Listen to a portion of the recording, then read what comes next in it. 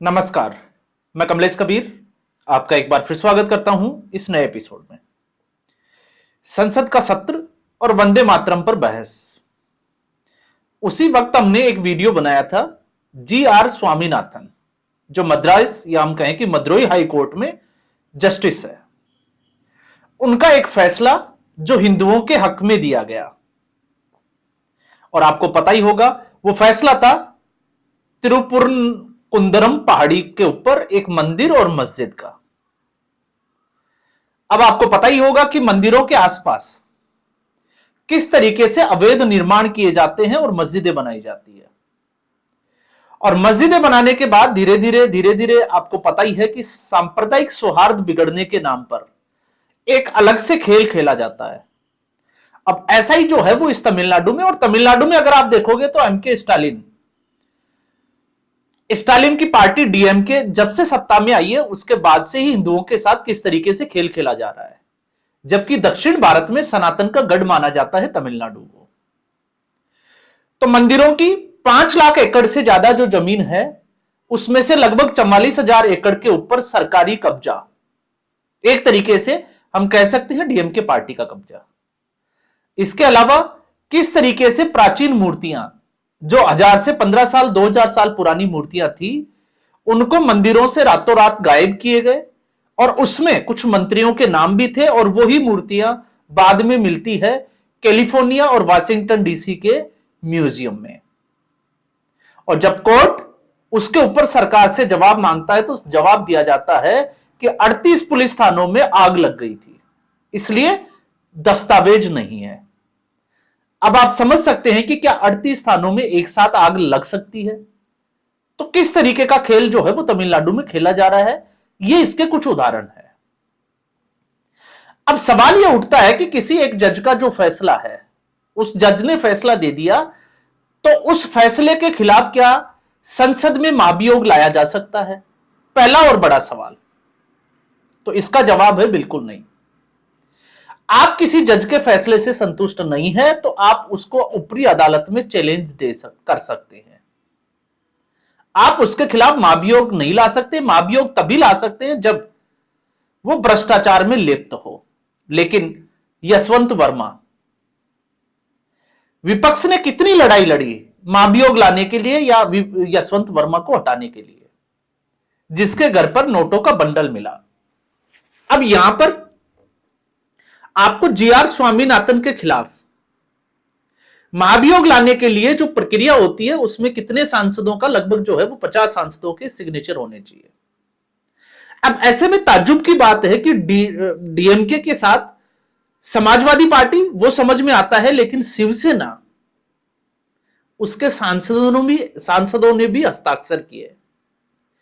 तो एक तरफ जहां बाला साहब ठाकरे की राजनीति, और एक तरफ अब इस वक्त जो है वो उद्धव ठाकरे की राजनीति। इसके ऊपर हम बात भी करेंगे, लेकिन इससे भी बड़ा सवाल यह है कि आखिर जी.आर. स्वामीनाथन निशाने पर क्यों है? इसलिए है क्योंकि वो तिलक लगाते हैं, माथे पर भस्म लगाते हैं, वो चोटी रखते हैं, और हमेशा अपनी संस्कृति और अपने कल्चर की बात वो करते हुए नजर आते हैं। अब सवाल यह उठता है कि क्या यह फैसला सांप्रदायिक सौहार्द बिगाड़ने वाला था, या फिर इससे क्या यह गलत फैसला था? क्या इसका जो है वो आकलन करना चाहिए। अगर हिंदू मंदिर है, उस मंदिर की किसी दीवार के ऊपर अगर दीपक जलाया जाता है तो उससे किसी को क्या दिक्कत हो सकती है? उस देश में जहां सड़कों पर अतिक्रमण करके नमाज पढ़ी जाती है, तब किसी को याद नहीं आती, किसी राजनीतिक दल को, कि इससे जो है वो हिंदुओं की भावनाएं भी आहत हो सकती है। किस तरीके से जो है वो मस्जिदों में नमाज के नाम पर जो चलता है आपने देखा होगा, तब जो है वो किसी को कुछ याद नहीं आता।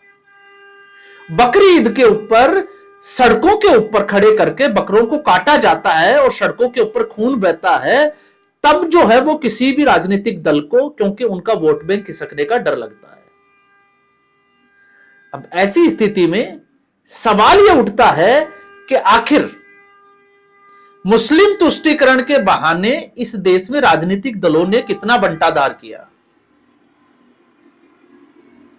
आखिर ये जो सोच है बुद्धिजीवियों की, जिसको हम अर्बन नक्सल सोच कहते हैं या फिर हम उसको जेएनयू की सोच कहते हैं, इसके पीछे की धारणा कब और कैसे आई, मुझे लगता है कि हर हिंदुस्तानी, हर देशवासी को इसको जानना जरूरी है। तो सबसे पहले हम आते हैं जवाहरलाल नेहरू, क्योंकि बड़ा आरोप जो है वो नेहरू के ऊपर लगता है। और क्यों लगता है? अगर हम तथ्यों की बात करें तो उसके पीछे तथ्य बहुत बड़े हैं, और उसमें एक तथ्य है भारत का पहला शिक्षा मंत्री मौलाना आजाद। और ये वही मौलाना आजाद है जिसके लिए, क्योंकि इस वक्त कांग्रेस पार्टी वोट चोरी का मुद्दा उठा रही है, वोट चोर गद्दी छोड़, जिसके लिए रामगढ़ के चुनाव में विशन चंद सेठ के जीतने के बावजूद जो है वो प्रधानमंत्री जवाहरलाल नेहरू ने किस तरीके से जो है वो मुख्यमंत्री वल्लभ पंत को कॉल करके और फिर पूरा जो है वो समीकरण बदल दिया गया, तो वो पूरा देश के सामने है। कई बार हम इसकी जो है वो चर्चा कर चुके हैं। तो मौलाना आजाद ने क्या किया?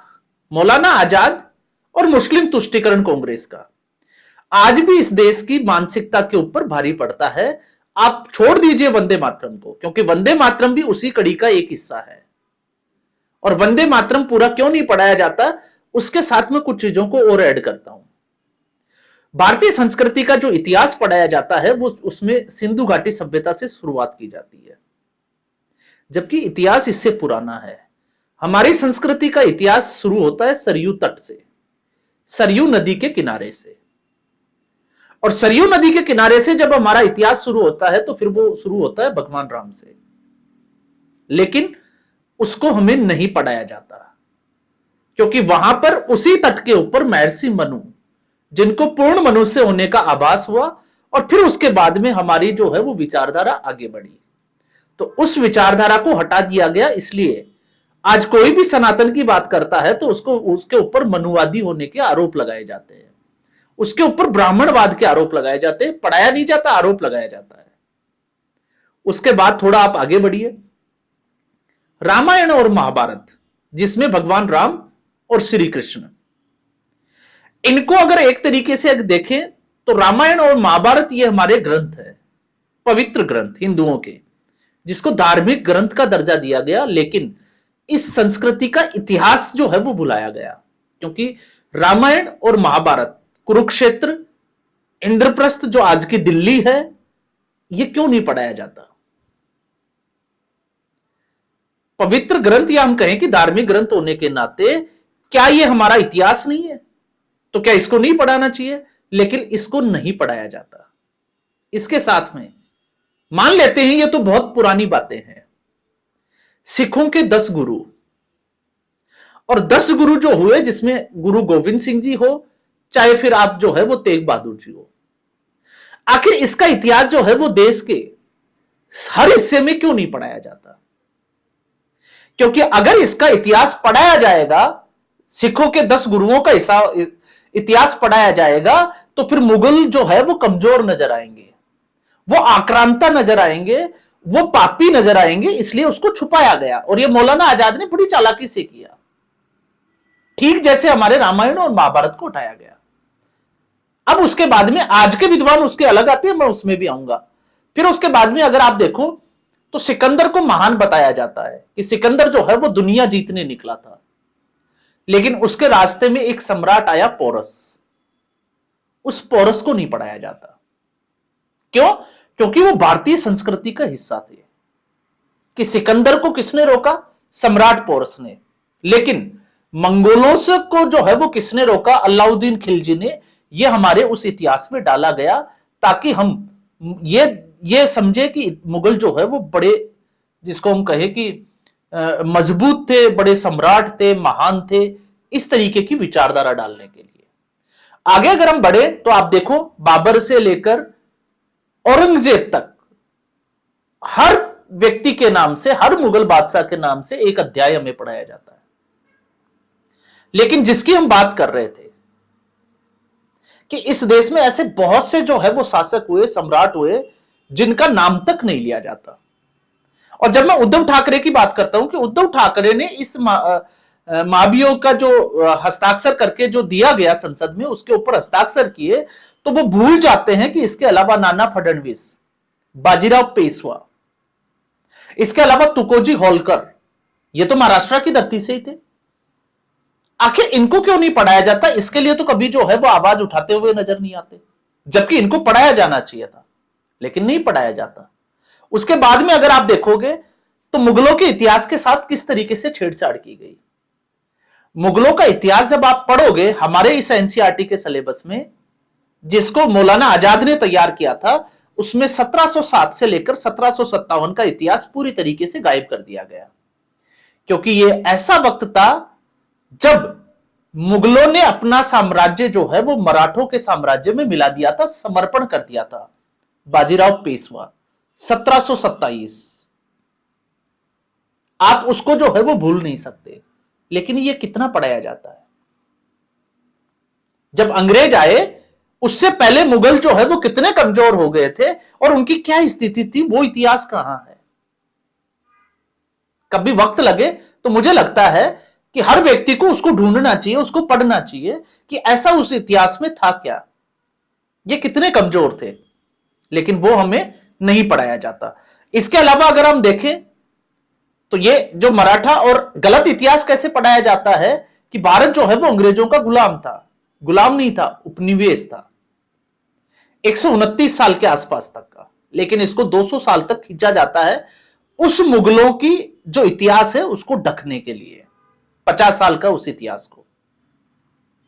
और फिर उसके बाद में जब हम इसकी बात करते हैं तो ये जो है वो मुगलों के इतिहास की मैं बता रहा हूं किस तरीके से मौलाना आजाद ने खेल खेला, और इसके लिए जिम्मेवार जवाहरलाल नेहरू। अब हम थोड़ा आगे बढ़ते हैं आज के वर्तमान स्थिति में। यह हुआ आजादी के समय का। 1969 में जब इंदिरा गांधी ने, आपको पता ही होगा, गूंगी गुड़िया इसी नाम से जो है वो इंदिरा गांधी को कांग्रेस पार्टी में लेकर आए थे। लेकिन जब कांग्रेस पार्टी मजबूत हो गई तो गुटबाजी शुरू हुई और इंदिरा गांधी ने उस वक्त कांग्रेस पार्टी को तोड़कर कम्युनिस्टों की हेल्प ली। और यही एक वक्त था कि उसके बाद कम्युनिस्टों ने इस देश का जो सर्वनाश किया, या मैं कहूंगा कि सत्यानाश करना शुरू किया। एक तरीके से धीरे धीरे दो कम्युनिस्ट नेता, चारू मजूमदार, आप पढ़ना कभी उनका इतिहास उठा के, और कानू सान्याल, ये दोनों कम्युनिस्ट थे। पश्चिमी बंगाल के नक्सलबाड़ी से उन्होंने एक सशस्त्र विद्रोह शुरू किया था और ऐसे लोगों की हेल्प ली इंदिरा गांधी ने। और धीरे धीरे 200 जिलों को इस देश के आतंक के, हम कहें कि रेड आतंक, जो लाल आतंक था, उसकी आग में झोंक दिया गया। आज जब मैं वीडियो बना रहा हूं, बड़ी खुशी की बात है कि मध्य प्रदेश नक्सलवाद फ्री हो गया है, क्योंकि 2 नक्सलवादी बचे थे, उन्होंने समर्पण कर दिया। यह इस देश का इतिहास है जो कम्युनिस्टों ने बदलना शुरू किया। और कम्युनिस्टों ने कैसे बदला? इंदिरा गांधी ने हमारे शिक्षण संस्थानों को इन कम्युनिस्टों के जो है वो, जिसको कहें कि कब्जे में दे दिया। और उसके बाद में इन्होंने हमारे सिस्टम को ही बदलना शुरू कर दिया, जिसमें एक शब्द आया सेकुलर और सोशलिस्ट 1975 में। ये सारा कम्युनिस्टों की देन है। इसलिए आपने देखा होगा टुकड़े टुकड़े गैंग के ज्यादातर जो सदस्य है वो इसी शिक्षण संस्थानों से निकल कर आते हैं, जिनमें एक तो फेमस है जेएनयू। और आज की स्थिति में अगर आप कांग्रेस पार्टी को देखोगे तो कम्युनिस्टों की लेफ्टिस्ट पार्टी जो है वो कहां है? सिर्फ और सिर्फ केरल में। लेकिन आज की स्थिति में आप ये देखिए कि सीताराम येचुरी जो राहुल गांधी के सलाहकार हुआ करते थे, तो आज की स्थिति में जयराम रमेश हुए, कन्हैया कुमार हुए, ये सारे के सारे किस प्रभाव में आते, किसके प्रभाव से आते हैं? ये लेफ्टिस्टों के प्रभाव से। और इनसे जो बुद्धिजीवी निकलते हैं, शैक्षणिक संस्थानों पर जो कब्जा किया, तो वो बुद्धिजीवी कौन है? वो बुद्धिजीवी है आज जिनको हम पढ़ते हैं अरुंधति रॉय, तीस्ता सीतलवाड़, ऐसे लोग। ये उसी की जो है वो देन है, जिसको नरेंद्र मोदी, आरएसएस से नफरत है। क्यों? क्योंकि उनको राष्ट्रवाद से नफरत है। वो सेकुलरता का खेल खेलते हैं। और आज हमारे जो एनसीईआरटी के सिलेबस में जो डाला जाता है, भारत और आतंकवाद के नाम पर एक अध्याय पढ़ाया जाता है। तो आखिर ये क्यों नहीं पढ़ाया जाता? पॉलिटिकल इस्लाम है ये। इस्लामी आतंकवाद के बारे में कभी इसमें जो है वो वर्णन नहीं मिलेगा, जिस समस्या से हम जूझ रहे हैं, क्योंकि ये इनका खेल है। क्योंकि इनकी धर्मनिरपेक्षता खतरे में पड़ जाती है। तो आज ये जीआर स्वामीनाथन आरएसएस हो या नरेंद्र मोदी के खिलाफ, इसलिए आपने देखा होगा अमित शाह ने साफ तौर से कहा राहुल गांधी के उस सवाल के जवाब में कि आरएसएस का जो है वो सभी पदों के ऊपर, बड़े पदों के ऊपर कब्जा हो गया। जबकि नरेंद्र मोदी खुद आरएसएस से है, अमित शाह खुद आरएसएस से है, तो फिर आरएसएस से इतनी नफरत क्यों? आरएसएस से इसलिए नफरत है क्योंकि पिछले 8 से 10 सालों में अब जो है वो धीरे धीरे जो कम्युनिस्टों की जो सोच थी उसके ऊपर राष्ट्रवाद की सोच हावी हो रही है, जिसके उदाहरण है जीआर स्वामीनाथन जैसे जज। तो अब उनका जो इकोसिस्टम है वो टूट रहा है, जो इकोसिस्टम 20 से 30 साल से उन्होंने तैयार किया था, और उस इकोसिस्टम के टूटने की वजह से अब ये कीड़े जो है वो बिलबिलाने लगे हैं। और इनको डर है कि आने वाले 5 सालों तक अगर इसी राष्ट्रवाद की और इसी सोच की एक नस्ल और तैयार हो जाएगी जो भारत की संस्कृति की बात करते हैं, तो फिर इनका पॉलिटिकल जो कैरियर है, क्योंकि लेफ्टिस्टों का तो आप उदाहरण ले सकते हैं कि पश्चिमी बंगाल जैसे राज्य में 34-35 साल राज करने के बाद आज वो खत्म हो गए, तो उनकी स्थिति क्या है। और फिर उसी विचारधारा पे 1969 के बाद में भले ही टुकड़ों में जो है वो गठबंधन के साथ कांग्रेस पार्टी ने राजनीति की हो, सत्ता में रही हो, लेकिन आज कांग्रेस पार्टी लेफ्ट वाली जो पार्टियां थी, जैसे लेफ्ट का जो है वो अंत हुआ, उसी तरफ आगे बढ़ती हुई नजर आ रही है। क्यों नजर आ रही है? क्योंकि उसकी सोच उसी से मिलती जुलती है। तो आज के एपिसोड में बस इतना ही। उम्मीद करूंगा वीडियो एपिसोड आपको पसंद आया होगा। वीडियो को लाइक करें, शेयर करें, चैनल जरूर सब्सक्राइब करें। धन्यवाद।